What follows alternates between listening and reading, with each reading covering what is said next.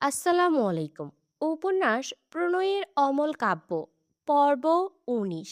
লেখনীতে D আর M সোহাগ। মায়েরা গাল পেতে কিছুক্ষণ চুপ করে রইল। কোনো সাড়া না পেয়ে চোখ বুজে ঢোক গিলে। কেন যেন খারাপ লাগছে ভীষণ। কেন খারাপ লাগছে? উত্তর খুঁজে পায় না। ইরফানের দিকে তাকায় না। উল্টো ঘুরে দ্রুত পায়ে জায়গা প্রস্থান করতে চায়। তার আগে ইরফান মায়েরার পেট বাঁ হাতে আঁকড়ে ধরে। নিজে চেয়ারে বসে তার কোলে মায়রাকে বসায়। মায়রা চোখ বড় বড় করে তাকায়। ত্রিনা বেগম নিজেও অবাক হয়ে তাকায়। ইরফান গম্ভীর মুখায়বে তার ফুপির দিকে চেয়ে বলে, ফুপি, খাবার দাও, আমার কাজ আছে। মায়রা দু হাতে ইরফানের হাত সরানোর চেষ্টা করে। এগুলো কি ধরনের অসভ্যতামি? দাঁতে দাঁত চেপে বলে, আমায় ছাড়ুন, অসভ্য লোক। ইরফান মায়রার দিকে তাকিয়ে দীর্ঘ শ্বাস ফেলে ছোট্ট আওয়াজে বলে, আমি খাবো, তুমিও এভাবেই বাকি খাবার ফিনিশ করবে। That's final. মায়রা ত্রিনা বেগমের দিকে অসহায় চোখে তাকায়। ত্রিনা বেগমের দৃষ্টিতে বিস্ময়। মায়রা চোখ সরিয়ে নেয়। বিরক্তি, লজ্জা, রাগ সব মিলিয়ে ইরফানের হাতের ওপর তার দু হাতের নখ দাবিয়ে সব রাগ ঝেড়ে দেয়। নখ কয়েকদিন হলো না কাটায় বড় হয়েছে ভালোই। একদম রক্ত বেরিয়ে গেল। কিন্তু ইরফানের হেলদোল নেই। গম্ভীর মুখে মনোযোগী চোখে মায়রার খামচি দেয়া দেখল। কিছুই বলল না। মায়রা এখনো হাত ছড়ায়নি। ইরফান ডান হাতে মায়রার প্লেট এগিয়ে এনে মায়রার সামনে রেখে মৃদুস্বরে ঠান্ডা গলায় বলে, খেয়ে নাও। মায়রা ইরফানের এমন ঠান্ডা গলা শুনতে পেয়ে ইরফানের হাতে খামচি ধরা দু হাত আলগা করে দেয়। ফর্সা হাত অনেকটা জুড়ে জখম হয়ে আছে। কেটে গিয়ে কেমন রক্ত গড়িয়ে পড়ছে। মুহূর্তেই বেশ খানিকটা জায়গা জুড়ে ফুলে উঠল। মায়রার নিজেরই খারাপ লাগলো। সে এমন রাক্ষসের মতো খামচে দিয়েছে। আর এই লোকের কিছুই যায় আসে না। ঘাড় বাঁকিয়ে ভেজা গলায় বলে, আপনার কি একটুও অনুভূতি নেই? ইরফান শান্ত চোখে মায়রার দিকে তাকায়। আবারও ঠান্ডা গলায় বলে, ফিনিশ ইট ফাস্ট। কথাটা বলে চোখ সরিয়ে তার বাঁ হাতের দিকে তাকায়, যেখান থেকে বেয়ে গড়িয়েছে স্বল্প রক্তের ছিটে ফোঁটা। কি মনে করে খুবই সূক্ষ্ম হাসে। সে হাসি বোঝার ক্ষমতা কারণেই। তার মুখায়ব স্বাভাবিক থাকে। কে বুঝবে? শুধু সেই বোঝে হয়তো। মায়রা অবাক হয়ে ইরফানের দিকে তাকিয়ে আছে। লোকটা এমন স্বাভাবিক কি করে? সে রক্ত বের করে দিয়েছে, অথচ এই লোকের হেলদোল নেই। তাকে থাপ্পড় কখন দিবে? চোখ ঘুরিয়ে ইরফানের হাতের ক্ষত হওয়া হাতের দিকে তাকায়। চোখ জুড়ে অসহায়ত্ব ভিড় করে। কাজটা ঠিক হলো না বোধহয়। টিনা বেগম ইরফানের পাশে দাঁড়িয়ে ইরফানকে খাবার বেড়ে দেয়। ইরফানের হাতের অবস্থা তার চোখ এড়ায়নি, কিন্তু কিছু বলল না। ইরফানকে তিনি খুব ভালোই বুঝেছেন। বউকে নিয়ে খুব চিন্তা। সে এখানে কি বলবে? ইরফানকে খাবার দিয়ে সে তার ঘরে চলে যায়। মায়রা রেগে বলে, আমায় ছাড়ুন। ইরফান পরোটা ছিঁড়ে মুখে দিয়ে স্বাভাবিকভাবে বলে, এভাবেই খেতে হবে। মায়রার কান্না পায়। এই লোকটা এমন কেন? অসহায় কণ্ঠে বলে, প্লিজ ছাড়ুন, আমি এখানে বসেই খাবো।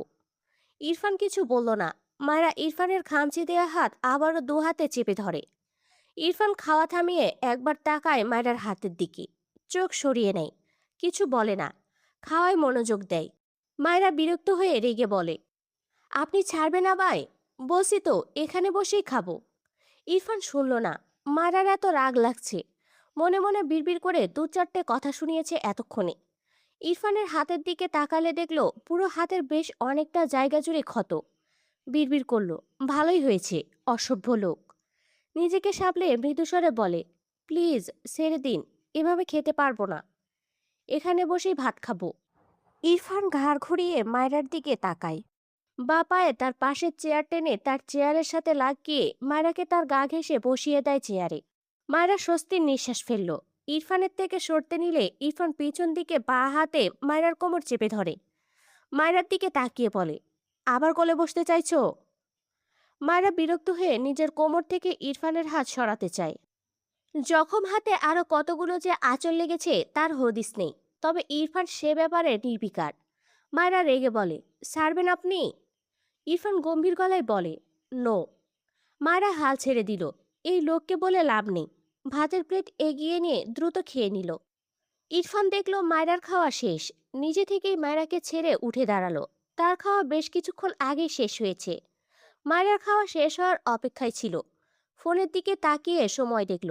এরপর দ্রুত পায়ে শুদ্ধর ঘরের দিকে যায়। মায়েরা ভ্রু কুঁচকে ইরফানের প্রস্থান দেখল। পানি খেতে খেতে ভাবছে, লোকটাকে কেমন যেন অদ্ভুত লাগছে। এসবের পিছনে কারণ খুঁজে পায় না। ইরফান শুদ্ধর ঘরে গিয়ে শুদ্ধর ল্যাপটপ অন করে বেডের সাথে হেলান দিয়ে বসে। শুদ্ধ তার ফোন বাড়িয়ে দিয়ে বলে, তোর বাবা। ইরফান কানে ফোন নেয়, বাঁ হাতে ল্যাপটপে আঙুল চালায়, ডান হাতে কানে ফোন ধরে বলে, বলো। তারেক নেওয়াজ রেগে বলে, ওখানে কেন গিয়েছো? ইরফান গম্ভীর গলায় বলে, কাজ ছিল। তোমার অফিস এখানে আর কাজ ওখানে। আমাকে কি শেখাতে চাও তুমি? তুমি আবার মায়রাকে মারতে গিয়েছো। আর একবার ওর গায়ে হাত তুললে আমি ভুলে যাব তুমি আমার ছেলে। ইরফান বিরক্ত হয়ে বলে, ওকে। তারেক নিওয়াজ রেগে বলে, হেয়ালি করছো আমার সাথে? আমি লয়ারের সাথে কথা বলছি, তোমার ডিভোর্সের ব্যবস্থা করছি আমি। তুমি আর ও বাড়ি যাবে না, এক্ষুনি। ইরফান রেগে শুদ্ধর ফোন আঁচড়ে ফেলে। শুদ্ধ ইরফানের পাশে টানটান হয়ে চোখ বুজে শুয়েছিল। এমন ধূপ করে শব্দ পেয়ে দ্রুত চোখ খুলে উঠে বসে। ইরফানের দিকে তাকিয়ে দেখে তার ফোন নেই। ইরফানের হাত ফাঁকা। অসহায় কণ্ঠে বলল, আমার ফোন কি করলি? ইরফান শুদ্ধর কলার ধরে দাঁতে দাঁত চেপে বলল, এই ডিভোর্সের ব্যাপারে কেউ কিছু বললে তোকে ছাড়বো না আমি। শুদ্ধ হাঁ করে চেয়ে আছে ইরফানের দিকে। যা বাবা, সে কি করলো? অসহায় কণ্ঠে বলল, তোর বাপ করাতে চাইছে ডিভোর্স, আমি কি করলাম? তুই এই ওয়ার্ড ফার্স্ট ইউজ করেছিলি, এখন সবার মাঝে ছড়িয়ে পড়েছে এটা। শুদ্ধ অদ্ভুত চোখে চেয়ে রইল কিছুক্ষণ ইরফানের দিকে, কিছু বলল না। সে বুঝে গেছে এদের বাপ ছেলের যাই হবে, সেই ঝড়ের হাওয়া তার গায়ে কোনো না কোনোভাবে লাগবেই। এটা লেখা হয়ে গেছে। বেড থেকে নেমে তার ফোনটা তুলে দেখল ফোন অনই আছে, তবে কল কেটে গিয়েছে। সময় দুপুর 2টা 45।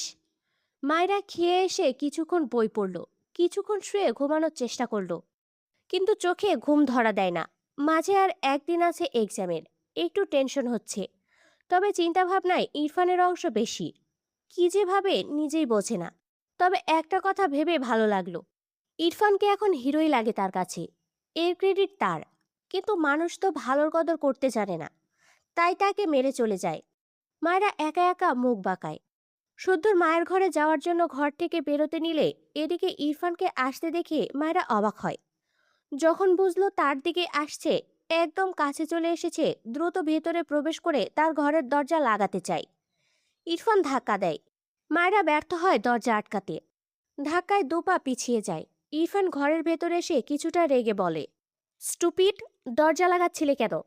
মায়েরা ঢোক গিলে, সকালের খামচির জন্য মারতে এসেছে নাকি? একটু ভয় পায়। অতপর কণ্ঠে ঝাঁজ ঢেলে বলে, আপনি এই ঘরে এসেছেন কেন? যান বলছি। ইরফান বিরক্ত হয়ে ঘরের দরজা আটকে দেয়। মায়েরা চোখ বড় বড় করে তাকায়। ইরফান দরজা আটকে মায়েরার দিকে 2 পা এগিয়ে এসে শান্ত গলায় বলে, রেডি হও ফাস্ট। মায়েরা অবাক হয়ে বলে, কোথায় নিয়ে যাবেন আমাকে? রেডি হতে বলেছি। মায়েরা রেগে বলে, আপনার সাথে আমি কোথাও যাব না। কথাটা বলে দরজার দিকে যেতে নিলে ইরফান মায়েরাকে নিজের সাথে চেপে ধরে। দাঁতে দাঁত চেপে বলে, যেতে হবে, রেডি হও।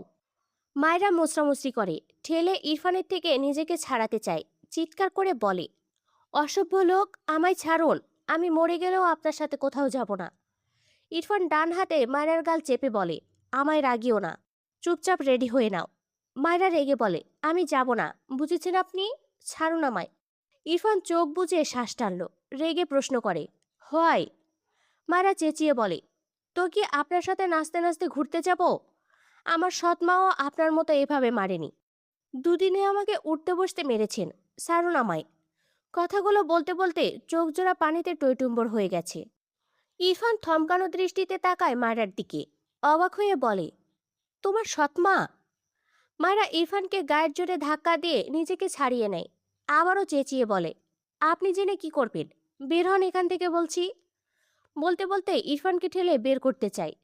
ইরফান সম্বিত ফিরে শক্ত করে মায়েরাকে তার সাথে চেপে ধরে। শান্ত গলায় বলে, সরি। মায়েরা বিস্ময় চোখে তাকায় ইরফানের দিকে, অবাক হয়ে বলে, কি বললেন? ইরফান থম্মত খেয়ে বলে, নাথিং। মায়েরা মুখে হাত দিয়ে বলল, আপনি সরি বললেন? ইরফান গম্ভীর মুখে মায়েরার দিকে চেয়ে বলে, নো। মায়েরা রেগে বলে, আপনি সরি বলেছেন, আমি নিজের কানে শুনেছি। ইরফান ধমক দেয়, শ্যাট আপ স্টুপিড। মায়েরা ধমক খেয়ে কেঁপে ওঠে। সে বুঝতে পারে না এই লোকের হঠাৎ হঠাৎ কি হয়, কেমন অদ্ভুত অদ্ভুত কথা বলছে। ইরফান মায়েরাকে চুপ থাকতে দেখে ধমকে বলে, রেডি হতে বলেছি আমি। মায়েরা চিন্তা বাদ দিয়ে রেগে বলে, আমি কোথাও যাব না। ইরফান বিরক্তির শ্বাস ফেলে, দাঁতে দাঁত চেপে বলে, ইউ আর এ স্টুপিড। আমায় না রাগিয়ে শান্তি পাও না? মারা কিছু বলে না। ইরফান মারাকে বাম হাতে নিজের সাথে চেপে আলমারির কাছে যায়। ডান হাতে একটা পাল্লা খুলে ভেতর থেকে নড়ে চড়ে একটা কালো বোরখা নেয়। মায়েরার গলা থেকে ওড়না সরাতে নিলে মায়েরা ভীতস্বরে বলে, কি করছেন? ইরফান শান্ত গলায় বলে, রেডি করাচ্ছি, ডোন্ট ডিস্টার্ব মি। মায়েরা তার ওড়না টেনে ধরে রেগে বলে, আপনি আসলেই একটা অসভ্য। ইরফান শান্ত চোখে মায়েরার দিকে তাকায়, ঠান্ডা গলায় উত্তর দেয়, ওকে।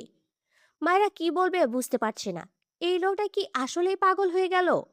কেমন অদ্ভুত বিহেভ করছে। মায়েরা নিজেকেই পাগল লাগছে। ইরফান আবারও মায়েরার ওড়না ধরে টান দিতে নিলে মায়েরা ইরফানের হাত ধরে বলে, আমি রেডি হচ্ছি, প্লিজ আপনি যান। ইরফান গম্ভীর চোখে মায়েরার দিকে তাকায়। মায়েরাকে ছেড়ে হাত ঘড়িতে সময় দেখল। হাতের বোরকা বেডের ওপর ছুঁড়ে ফেলে বাইরে যেতে যেতে বলে, 5 মিনিটে আসছি, রেডি হও, ফাস্ট। মায়েরা স্বস্তির নিঃশ্বাস ফেলল। কোথায় নিয়ে যাবে তাকে? কোনো ধারণাই করতে পারল না। তাকে বলেও না। বিরক্ত লাগলো। বোরখা পরে হিজাব বাঁধল। এরপর আয়নার সামনে দাঁড়িয়ে নিজে নিজেকে দেখল খানিক। ইরফান তাকে কোথায় নিয়ে যেতে চায় বিন্দুমাত্র আন্দাজ করতে পারল না। তবে সে ঠিক করলো সে যাবে না। যাবে না মানে যাবেই না ওই লোকের সাথে। ঘর থেকে বেরিয়ে দেখলো আশেপাশে কেউ নেই। বিকেল হতে চলল। শুদ্ধর মা হয়তো ঘুমিয়েছে। একবার ইরফানের ঘরের দিকে তাকায়। দরজা চাপানো। মায়েরা তার ঘরের দরজা চাপিয়ে চুপি চুপি বাড়ি থেকে বেরিয়ে যায়। ইরফান শাওয়ার নিয়েছে। এই মেয়েটার সাথে কথা বলতে গেলে তার মেজাজ বিগড়ে যায়। বিড়বিড় করে, স্টুপিড গার্ল। গায়ে সাদা শার্ট আর কালো প্যান্ট জড়ালো। দ্রুত দু হাতে শার্টের হাতা কোণই পর্যন্ত ফোল্ড করলো। হাতঘড়ি হাতে পড়তে পড়তে আয়নায় একবার নিজের প্রতিবিম্ব দেখে গম্ভীর মুখে। মুখায়বের কোনো পরিবর্তন নেই। এরপর গাড়ির চাবি পকেটে রাখে। হাতঘড়িতে একবার সময় দেখে। ফোন হাতে নিয়ে কাউকে কল করে বলে, সন্ধ্যার পর আসছি। এরপর কল কেটে ঘর থেকে বেরিয়ে যায়। মায়ের ঘরের দরজা ঠেলে ভেতরে গিয়ে আশেপাশে তাকায়। কাউকে না দেখে ভ্রু কুঁচকে নিল। এগিয়ে গিয়ে ওয়াশরুম চেক করে। ঘরের আশেপাশে ভালোভাবে চোখ বুলিয়ে বুঝলো নেই। বিরক্তির নিঃশ্বাস ফেলে ঘর থেকে বেরিয়ে তার ফুপির ঘরের দিকে যায়। ত্রিনা বেগম ঘর থেকে বেরিয়ে ইরফানকে দেখে বলে, কোথাও যাচ্ছিস বাবা? ইরফান তার ফুপির দিকে তাকিয়ে বলে, ফুপি, কাজ আছে। ওই মেয়েটা কোথায়? মায়ের কথা বলছিস? ইরফান নীরব থাকলো। ত্রিনা বেগম ভ্রুকুসকে বলল, ও তো ওর ঘরেই আছে। নেই। ভদ্রমহিলা ভ্রুকুসকে বলল, ঘর ছাড়া আর কোথায় যাবে? দাঁড়া, আমি দেখছি। কথাটা বলে মায়ের ঘরের দিকে যায়। ধীরে ধীরে অন্য ঘরগুলোতে দেখল। কোথাও না পেয়ে অবাক হলেন তিনি। এক্সামের জন্য তো মায়েরা বাইরেও যায় না। এই দুপুর সময় মেয়েটা কোথায় গেল? ইরফানের কাছে এসে জানালেন, পেলেন না মায়েরাকে। ইরফান হাত মুষ্টিবদ্ধ করে দাঁড়িয়ে আছে। পিছন থেকে শুদ্ধ তার ঘর থেকে বেরিয়ে বলে, কি হয়েছে? ত্রিনা বেগম ছেলের দিকে এগিয়ে গিয়ে বলে, মায়েরাকে দেখেছিস? শুদ্ধ ভ্রুকুসকে বলল, না তো। কেন, নেই? না, কোথাও পেলাম না তো। শুদ্ধ ইরফানের সামনে গিয়ে সিরিয়াস কণ্ঠে বলে, বাচ্চা মেয়ে, যদি বয়ফ্রেন্ড থেকে থাকে? এতদিন পর গ্রামে এসে হয়তো বয়ফ্রেন্ডের সাথে ঘুরতে গেছে, নয়তো পালিয়ে গেছে। স্বামীর হাতে বেচারি মার খেয়ে খেয়ে বয়ফ্রেন্ডের কাছে নালিশ করতে গেছে। চাপ নিস না। ইরফান শুদ্ধর দিকে দেড়ে যায়। শুদ্ধ এক লাফে দূরে গিয়ে দৌড়ে তার ঘরে চলে যায়। ইরফান জ্বলন্ত চোখে শুদ্ধর দিকে চেয়ে আছে। শুদ্ধ মিটিমিটি হাসছে, আবার সিরিয়াস হয়ে বলে, অবশেষে মায়েরা এবার একটু স্বামীর আদর বয়ফ্রেন্ডের থেকে পেতে যাচ্ছে। মায়েরাকে দেখেই বলবে। এরপর শুদ্ধ নাটকীয় ভঙ্গিতে বলে, ওগো মায়েরা বেবি, তুমি এসেছো? এক্ষুনি তোমার থাপ্পড়ের মেশিন ইরফান বাবুকে ডিভোর্স দিয়ে আমার কাছে চলে এসো। আমি তোমাকে। ইরফানের হাতের কাছে একটা ফুলদানি পেয়ে শুদ্ধর ঘরের দিকে ছুঁড়ে ফেলে। রাগান্বিত স্বরে চিৎকার করে বলে, আই উইল কিল ইউ শুদ্ধ। শুদ্ধ ঠাস করে তার ঘরের দরজা লাগিয়েছে। দরজার সাথে লেগে ফুলদানি ঠাস করে পড়ে গিয়ে ভেঙে টুকরো টুকরো হয়ে যায়। ওদিকে শুদ্ধ দরজা আটকে শব্দ করে হাসছে। এরপর আবারও দরজা খুলে একটু উকি দিলে ত্রিনা বেগম শুদ্ধর দিকে চেয়ে রেগে বলে, এই চুপ কর, জ্বালাস না তো ওকে, আর কিছু বলবি না, বাদর হয়েছে। শুদ্ধ মায়ের কথা শুনে মিটিমিটি হাসতে হাসতে ইরফানের দিকে তাকালো। ইরফান চোখ বন্ধ করে দাঁড়িয়ে ডান হাতে ঘাড় ডলে, বাম হাত মুষ্টিবদ্ধ। অফিসের সব কাজ সকাল থেকে নাকে মুখে করলো ল্যাপটপ ফোন দিয়ে। মিটিং, ফোন কল, বাবার অহেতুক জারি সব মিলিয়ে মাথাটা পুরোটা ব্লাস্ট হওয়ার উপক্রম। এখন এই স্টুপিড তার সাথে যাবে না বলে কোথায় গেছে কে জানে। মেজাজটা চরম লেভেলের বিগড়ে গেল। ত্রিনা বেগম ইরফানের গালে হাত দিয়ে বলে, রাগ করিস না বাবা, বাচ্চা মেয়ে, ওর কোনো বান্ধবীর বাড়ি গেছে হয়তো, গ্রাম তো, এখানে ওর অনেক বান্ধবী আছে। ইরফান কিছু বলল না, ফোঁস করে শ্বাস ফেলে হনহন করে বাড়ি থেকে বেরিয়ে যায়। মারা তার এক ক্লাসমেট, নাম মিম, তার বাড়িতে এসেছে। মিমের সাথে তার সবচেয়ে বেশি সখ্যতা, গ্রামে না থাকায় অনেকদিন দেখা সাক্ষাৎ হয় না। তাই ভাবলো মিমের সাথে আজ বিকাল কাটিয়ে যাক। মারা একটু পর পর লাফ দিয়ে বড়ই গাছ থেকে বড়ই পাড়তে চায়, হাতের নাগালে পেয়েও যেন পায় না, ফসকে যায় বারবার। পাশে মিম বিরক্তি হয়ে বলল, ঘরে পাড়া আছে রে, ঘরেরটা কি আমরা এঁটো করে রেখেছি? মায়েরা পাত্তা দিল না, আর একটু জোরে লাফ দিয়ে একটা ডাল টেনে ধরে। ফটাফট 5-6টা বড়ই ছিঁড়ে সবগুলো বড়ই বোরখার সাথে মুছতে মুছতে বলে, এভাবে খাওয়ার মজা তুই আজও বুঝলি না রে ছানা, বলে দুটো একসঙ্গে মুখে দেয়। মিম মায়রার বা হাত ধরে সামনে হাঁটতে হাঁটতে বলে, অত বোঝার দরকার নাই আমার, তুই তৈরি জিনিস খেতে পারিস না, এটা তোর প্রবলেম। মায়েরা কিছু বলল না, আশেপাশে দেখছে। কতদিন পর গ্রামের ধুলোর রাস্তায় বান্ধবীকে নিয়ে হাঁটছে, বড়ই খাচ্ছে, মনটা ফুরফুরে লাগছে বেশ। মিম পাশ থেকে বলে, তোর জামাইয়ের কি খবর? মায়েরা ভ্রুকুসকে বলে, মানে না আমারে। মিম দাঁড়িয়ে যায়, অবাক হয়ে বলে, মানে? মায়েরা বড়ইয়ের বিচি মুখ গোল করে ফেলে হেসে পড়ল, কদিনই বাংলা ভুলে গেছিস? আমার হাওয়া ছাড়া সবার জীবনটা এভাবেই বেদনাময় হয়ে যায়, কষ্ট পাস না। আবার তোকে ইংরেজ থেকে বাঙালি বানিয়ে দিব সুন্দরী। মিম রেগে ধূপ করে মায়ের হাতে একটা আলতো থাপ্পড় মেরে বলে, মজা করিস না, বল, আসলেই মানে না তোকে? মায়ের মুখটা কেমন মলিন হলো, মৃদুস্বরে বলল, হুম। মিম অবাক হয়ে বলে, তাহলে এখন কি হবে? মায়েরা হেসে বলে, তোর হাঁড়িতে ভাগ বসাবো। মানে? মায়েরা মুখে থাকা বড়ইয়ের বিচে ডান পাশে ফেলে বলে, এত মানে মানে করিস কেন? তোর জামাইয়ের গলায় ঝুলবো, তোর হাঁড়িতে ভাগ বসাবো, দুই সতিনী মিলে ঝাক্কাস এক সংসার সাজাবো। মিম রেগে গেল, এই বিয়াদবটা জীবনেও সিরিয়াস হবে না। ভাবলো জামাইয়ের না মানার ব্যাপারে মজা করে বলেছে, তাই আর কিছু বলল না। মায়ের সামনে ফুসকার এক ভ্যান দেখে বলে, আমি টাকা আনিনি, তুই খাওয়া আজ। মিম মুখ বাঁকিয়ে বলল, বিয়ে হলো তোর, খাওয়াবি তুই, উল্টে আমাকে খাওয়াতে বলছিস? মায়েরা মিমের দুহাত ধরে নাড়াতে নাড়াতে বলে, আরে খাওয়া, আজ হঠাৎ করেই বেরিয়ে এসেছি, আমি তোকে জামাই খুঁজে দিব, নে এবার খাওয়া। মিম ফুসকার দোকানের দিকে যেতে যেতে বলে, তোর কি আমাকে লোভী মাইয়া মনে হয়? এমন ভান করিস যেন হিসেব করে করে চলি আমরা। মায়েরা 4 প্লেট ফুসকা দিতে বলে এই দাদুকে। মিম আর মায়েরা মুখোমুখি দাঁড়িয়ে কথা বলছিল।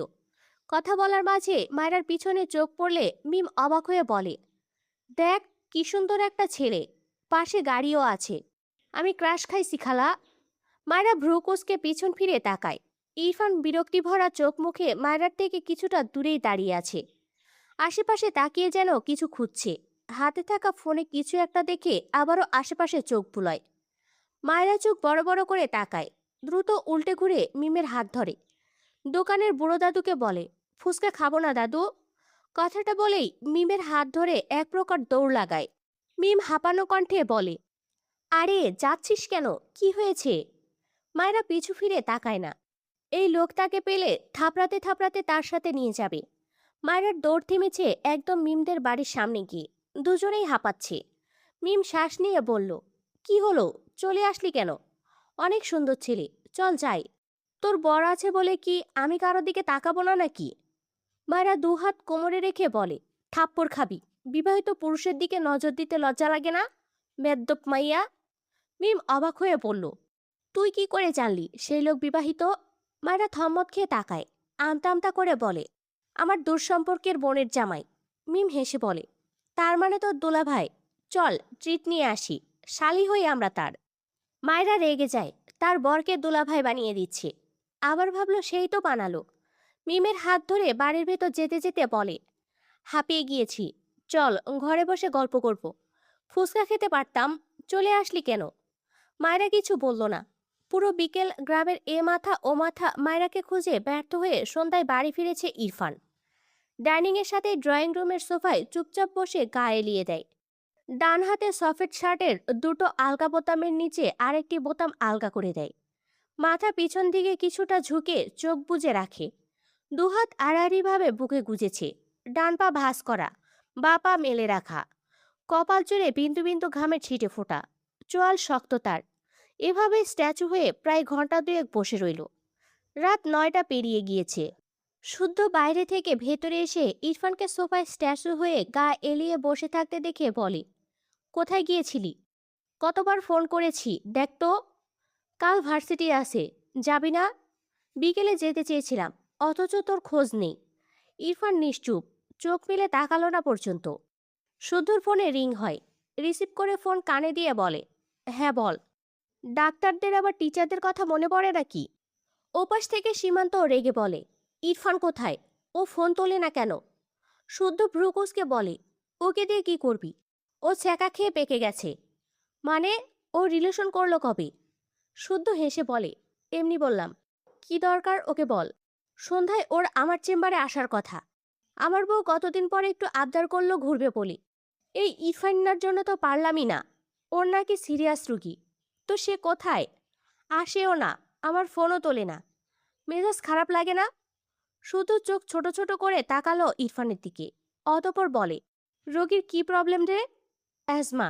শুদ্ধ মুখ গোল করে লম্বা করে বলে, ও। ওপাশ থেকে সীমান্ত রেগে বলে, আরে থাম, ও কোথায়? আসবি কি?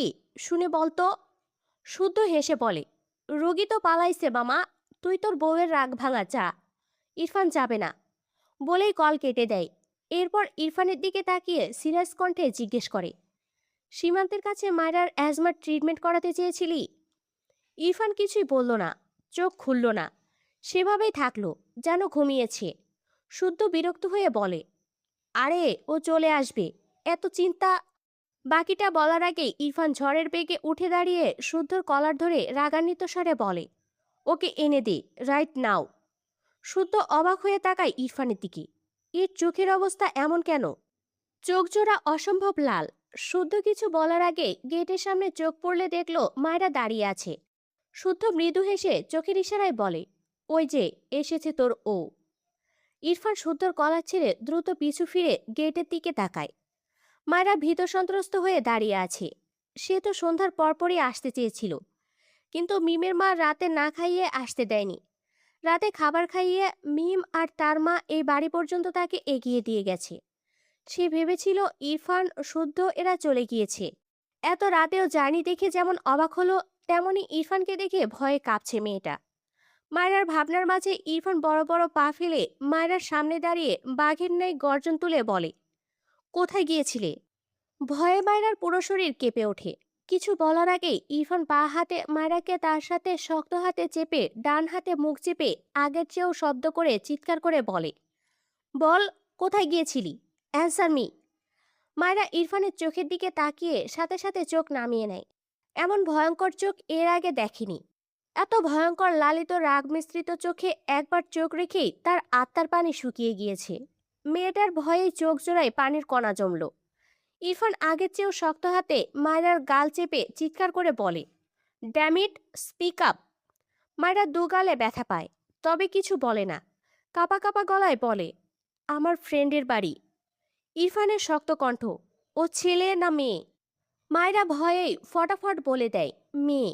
মায়রার কথাটা শুনে এক মুহূর্তে ইরফান কেমন যেন শান্ত হয়ে যায়।